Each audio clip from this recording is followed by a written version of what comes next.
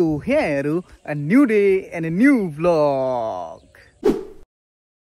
জুনে মোৰ আগৰ ভিডিওটো আছে তেওঁলোকে গম পাব যে মই জুৰহাট আহিছিলো আৰু যিজন মানুহৰ কাৰণে আজি অসমীয়া জাতিটো জীয়াই আছে সেইজন মানুহৰ সমাধি ইয়াত আছে মানে কি ইয়াত সমাধিস্থ কৰা হৈছে আৰু তেওঁৰ মৈদাম ইয়াত আছে মানে তো তেওঁ হল বিখ্যাত দ্য সুপ্ৰিম কমান্ডাৰ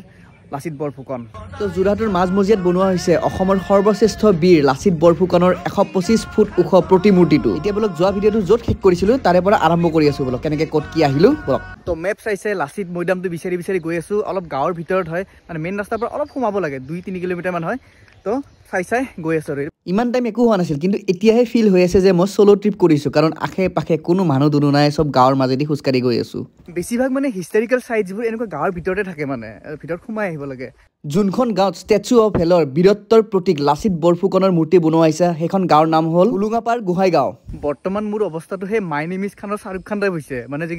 অকলে বেগটো লৈ যে গোটেই দেশ ভ্ৰমণ কৰি থাকে খুচকাৰি তাকো এনেকুৱা অৱস্থা আহিছে নুৰে খুদা চাওক সেয়া ৰাস্তাৰ পৰাই দেখি আছো কিমান প্ৰকাণ্ড হ'ব পাৰে লাচিতৰ মূৰ্তিটো চাওক হেয়া এটা পামেই আৰু বেছি দূৰ নাই অলপ আছে জাষ্ট আহি থাকোঁতে মানুহ এজনে মোক দেখি ক'লে যে কি মানে লাচিতৰ সেই মূৰ্তিটো চাব আহিছে নেকি মই কৈছোঁ অঁ কৈছে ক'ৰ পৰা আহিছে কৈছোঁ মই ক'লোঁ গুৱাহাটী বুলি কৈছোঁ গুৱাহাটীৰ পৰা খোজকাঢ়ি আহিছে মই কৈছোঁ নহয় খোজকাঢ়ি নহয় গুৱাহাটীৰ পৰা খোজকাঢ়ি আহিম মই গুৱাহাটীৰ পৰা খোজকাঢ়ি অহালৈকে এই লাচিতৰ লগত মোৰো এটা সেই সমাধি হ'ব ইয়াত চাওক ইয়াৰ পৰা ভালকৈ দেখা পায় এই মূৰ্তিটো চাবৰ কাৰণে সুদূৰ গুৱাহাটীৰ পৰা ঘূৰি আহিছোঁ এতিয়া মানে কি আগফালে এনেকৈ এটা টাৰ্ণ ল'ব লাগিব তাৰপিছত পাই যাম তো আহি পালোঁ ইয়াতে টিকেট কাউণ্টাৰ আছে কিন্তু বৰ্তমান টিকেট কাটিব নালাগে কাৰণ কনষ্ট্ৰাকশ্যন চলি আছেতো কনষ্ট্ৰাকশ্যন চেছ হোৱাৰ পিছত টিকেট কাটিব লাগিব আৰু 1671 চনত যেতিয়া শৰাইঘাটৰ ৰণৰ বিজয়ী হৈ উভতি আছিল তাৰে এক বছৰ পিছতে লাচিত বৰফুকনৰ মৃত্যু ঘটিছিল লাচিত মৈদামৰ যিখিনি কনষ্ট্ৰাকশ্যন সেইখিনি বাৰু গোটেই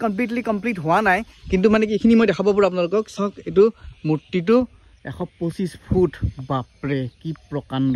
এতিয়া যে 125 ফুট বুলি কৈছোঁ মানে কি এই ষ্টেজিংখিনি দেখিছে যে এই ষ্টেজিংখিনি হ'ল 41 ফিট আৰু বাকী মূৰ্তিটো 84 ফিট তো সকলো মিলাই 125 ফিট হৈছে এতিয়া বাৰু ফুল স্পীডত কনষ্ট্ৰাকশ্যন চলি আছে ইয়াত হেলিপেডৰ পৰা গাৰ্ডেনৰ পৰা সকলোখিনি বস্তু থাকিব আৰু যদি এটা মডেল যদি মই প্ৰস্তুত কৰিব যাওঁ তেতিয়াহ'লে দেখিবলৈ এনেকুৱা হ'ব চাওক ইয়াত সকলোখিনি বস্তু থাকিব দুটা মিউজিয়াম থাকিব বেলেগ প্ৰকাৰৰ চাওক কমপ্লিট এটা ভিউ এই চিষ্টেমত হ'ব মানে এইটো জাষ্ট এটা ট্ৰেইলাৰহে আচল চিনেমাখন এক বছৰ পিছতহে দেখিব আপোনালোকে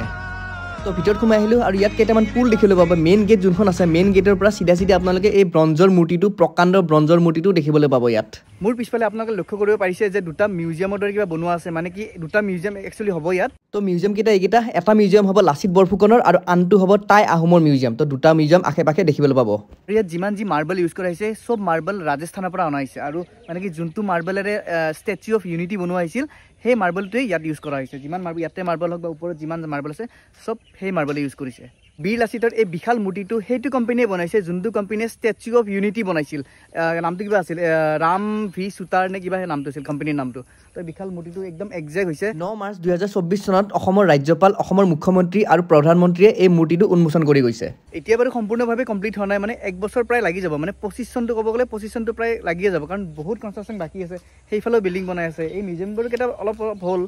মূৰ্তিটো হ'ল কিন্তু মানে বাকী মানে ফিনিচিং যোনখিনি সেইখিনি দিব বহুত বাকী আছে ভিতৰৰ ভাগটো বাৰু এতিয়াও কমপ্লিট হোৱা নাই মানে কি একদম ওপৰত যে দেখি আছে সেই ষ্টেচনতো যাব পাৰিব তাত মানে লিফ্ট আৰু চিৰি দুইটাৰে মানে ফেচিলিটি আছে তো বৰ্তমান বনাইহে আছে মানে আৰু চিৰি ক'ব গ'লে ষ্টেয়াৰকেছ ক'ব গ'লে 72টা চিৰি আছে 72 তো ওপৰত যাব পাৰিব যেতিয়া কমপ্লিট হৈ যাব লিফ্টেৰে যাব পাৰে আৰু হেৰি যাব পাৰে আৰু ওপৰত যেতিয়া তলৰ মানে ওপৰত যেতিয়া ভৰিত যেতিয়া থিয় হয় আপুনি যদি ওপৰত চাব কেনেকুৱা লাগিব লাচিত বৰফুকনৰ মূৰ্তি অসমৰ বীৰ মূৰ্তিটো দেখিলে কি ধুনীয়াকৈ বনাইছে কমপ্লিট হ'লে বাৰু আৰু এবাৰ আহিম পিছত এতিয়া মেইন মৈদাম যোনটো য'ত মৈদামটো খান্দা হৈছিল বনোৱা হৈছিল সেই মৈদামটোৱে আগফালে আছে আগত দেখাই আছোঁ বলক যিহেতু প্ৰত্যেক বছৰে 24 নৱেম্বৰৰ দিনা লাচিত দিৱস বুলি পালন কৰা হয় সেয়েহে যোৱা মাহত কিছু অনুষ্ঠান হৈ গৈছে আৰু প্ৰত্যেক বছৰে এই তাৰিখত এনেকুৱা অনুষ্ঠান হৈ থাকিব সেইজন বীৰ সেনা যোনজন বীৰ সেনাৰ কাৰণে আজি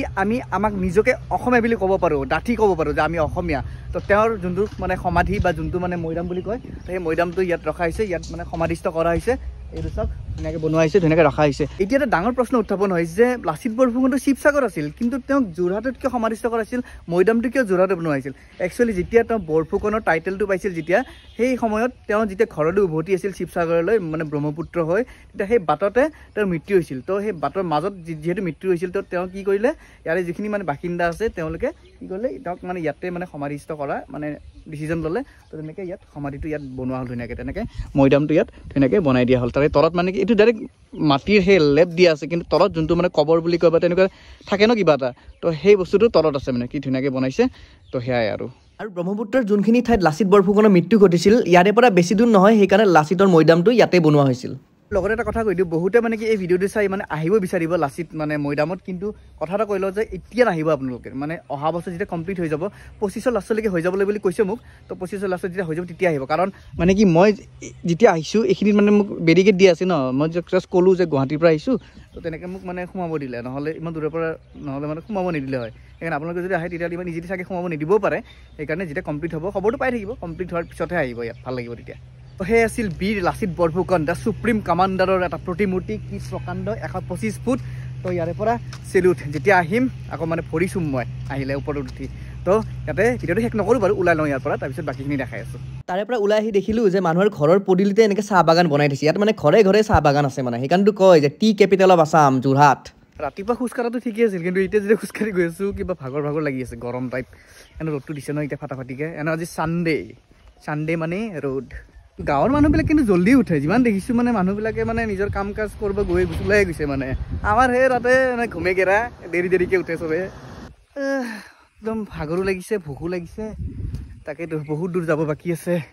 পথে পথে বহু বাট বুলি যাযাবৰ হৈ ঘূৰিলোঁ বহু দিলোঁ বহু পালোঁ জীৱনক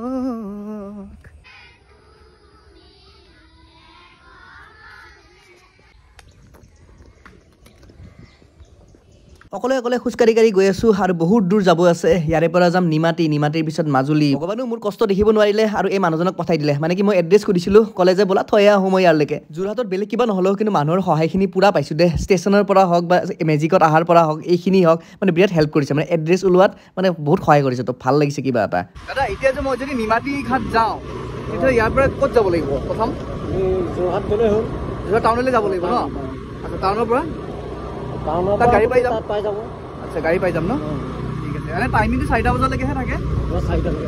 4টা বজালৈকে এতিয়া মেইন টাউনত যাওঁ টাউনত গৈ কিবা এটা খাওঁ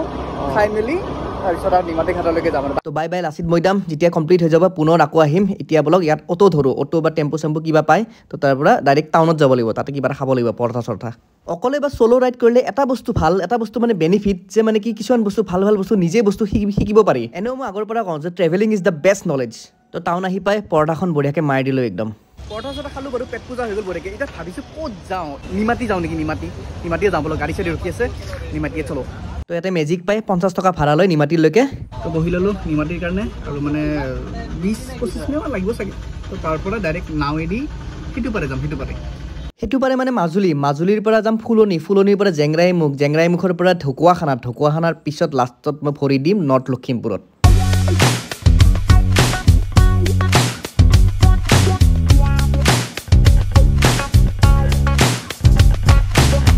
সন্মুখত বালিচৰ দেখিছেনে এয়াই চিন হয় যে নিমাতী ঘাট পাই গ'লোঁ প্ৰথমবাৰৰ বাবে এতিয়া ব্ৰহ্মপুত্ৰখন পাৰ কৰি ডাইৰেক্ট মাজুলী নিমাতী ঘাট পালোৱে আৰু খালি ইয়াৰ পৰা মানে ঘাটৰ পৰা নাও লৈ সেইটো পাৰে যাব লাগিব এতিয়া এইবিলাক গাড়ীবোৰ আহি আছে ইয়াত ৰখে গাড়ী আৰু এইফালে যাব লাগিব মাজুলীখন বহুতেই ডাঙৰটো সেইকাৰণে ইয়াত দুটা ঘাট আছে এটা হ'ল অফলা ঘাট আৰু আনটো হ'ল কমলাবাৰী ঘাট তো মানে যোনটোত যায় আপোনালোকে মাজুলী পাবই মই বাৰু অফলা ঘাটৰ পৰাই টিকেটটো কাটিম আৰু তো এইটো ভিডিঅ'ৰ অন্ত ইয়াতে পেলাওঁ কিন্তু ইয়াৰে পিছৰ ভিডিঅ'টোত আপোনালোকে দেখিবলৈ পাব ব্ৰহ্মপুত্ৰৰ বুকুৰে নাৱেৰে পাৰ হৈ বিশ্ববিখ্যাত মাজুলীত ভৰি দিছোঁ তাৰে ৰাস্তা ঘাট দোকান বজাৰ সকলোখিনি দেখিবলৈ পাব তো অৱশেষত শেষ বুলিলে শেষ নহয় আকৌ আৰম্ভ হয় তো সেয়াই আৰু বাই